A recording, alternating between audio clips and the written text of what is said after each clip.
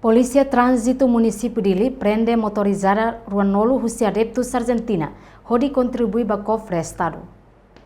Comando Polícia Nacional Timor-Leste Município Dili Lihusi Secção Trânsito apoio o moço web UPM na Esquadra Sira. Quarta-feira continua a atividade sweeping para adeptos Sira. Jogo Copa Mundial ne begosta halo barulho e a Dili Larang. Sem autorização, Polícia Nacional Timor-Leste labando atu halo caravana, mas betuir lei trânsito não precisa sua autorização. Segundo o comandante PNTL município Dili, superintendente polícia João Sanso Pires, até tem. O hindader PNTL prende motorizada Ruanulo, no careta ida. Husi motorizada Ruanulo ne ihanen maclamonta espelho.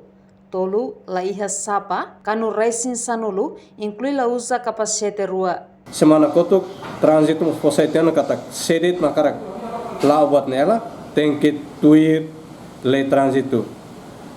Espelho tem que completo, labelo usa cano racing, tem que usar capacete, talala. Também mo ainda der, ita halo sweeping fatim balong, ita hetang hela motor hamutu rua nolu, careta ida, motor rua nolu ne espelho, la monta espelho ita fotinen, la usa capacete ita foti rua.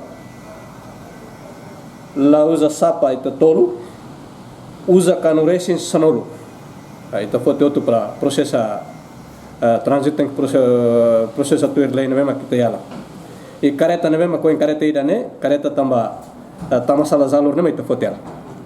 Enquanto com a bacoimas depende secção trânsito mas se aplica mínimo que máximo. Equipa conjunta Polícia Nacional Timor-Leste se continua a segurar atividade Sira, nebelau sem autorização. Liu ba motorista Sira nebe contra lei código estrada. Reportagem da Javeira Televisão Timor Post.